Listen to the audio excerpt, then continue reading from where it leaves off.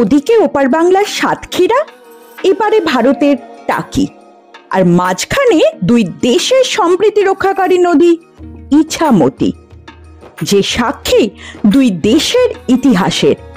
আর সেই ইতিহাসের সন্ধানেই আমি প্রিয়াঙ্কা তেপান্তরটা এক্সপ্লোরারকে সঙ্গে নিয়ে উইকেন্ডে পৌঁছে গেছিলাম টাকি। টাকি ভ্রমণের খুঁটিনাটি দিয়েছি আমি আমার আগের ভিডিওতে, যারা এখনো সেটা দেখেননি অবশ্যই দেখে নেবেন আমার আগের ভিডিওটি। আজকের ভিডিওটিতে থাকলো টাকি ভ্রমণে থাকা খাওয়ার সন্ধান।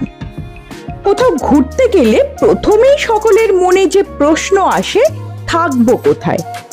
আমি যেহেতু বাজেট ট্যুর করি তাই সবসময় চেষ্টা করি সস্তায় পুষ্টিকর, অর্থাৎ বাজেটের মধ্যে ছিমছাম থাকার জায়গার ব্যবস্থা করায়। তার সাথে অবশ্যই লোকেশন ম্যাটার করে। অস্বাস্থ্যকর পরিবেশে বিনা পয়সাতেও থাকতে দিলে তার বিপক্ষে আমি।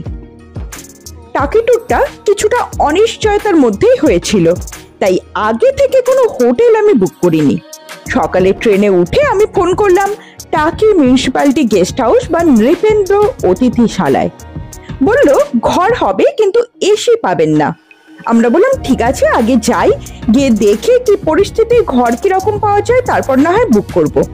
এত গরমে যদি প্রয়োজন না হয় এসি, তাহলে এটাই বেস্ট অপশন, কারণ এটাই টাকির সবচেয়ে পুরনো গেস্ট হাউস, অর্থাৎ ঐতিহ্য।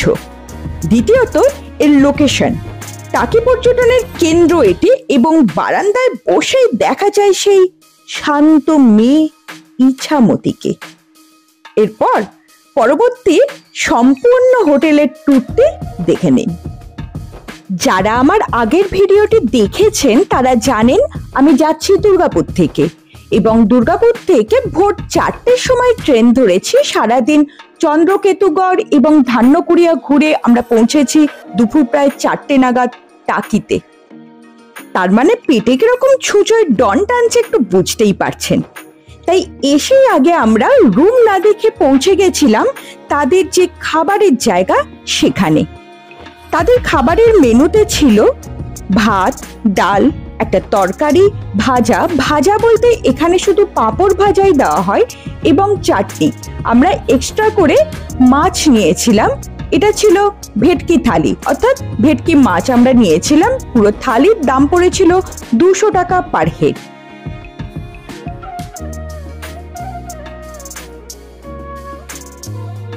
খাওয়া দাওয়া সেরে প্রথমে হোটেলের চেকিংটা করে নিলাম, তারপর চলে গেলাম দোতলায়, কারণ আমরা ডবল বেডেড রুম নিয়েছিলাম। যারা সিঙ্গেল বেডেড রুম নিতে চান তারাও কিন্তু এখানে পেয়ে যাবেন।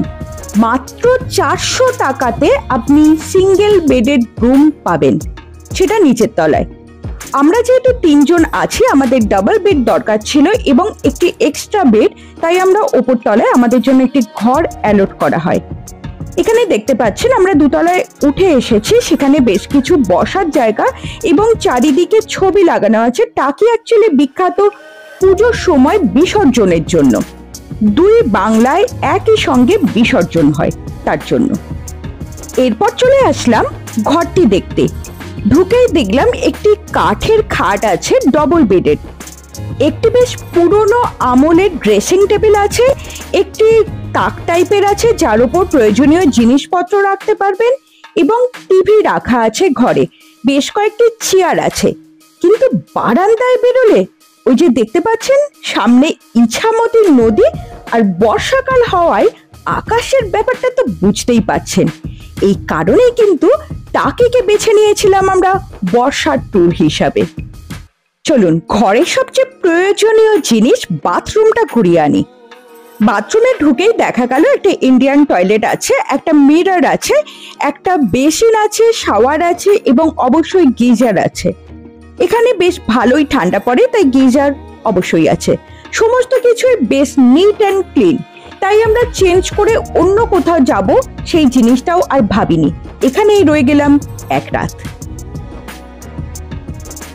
ইছামতির ধারে বিকালটা কাটিয়ে আমরা চলে আসলাম সন্ধেবেলায় আবার আমাদের সেই হোটেলে। সন্ধ্যেবেলায় দেখতেই পাচ্ছেন সামনে যেহেতু এক টুকরো পার্ক মতো আছে, ওখানে বেশ স্থানীয় মানুষরা আড্ডা মারে। আমরা যেহেতু 3 জন ছিলাম এবং এখানে কোনো 3 বেডের রুম নেই, তাই আমাদেরকে একটা এক্সট্রা বেড ওনারা ব্যবস্থা করে দিয়েছিলেন।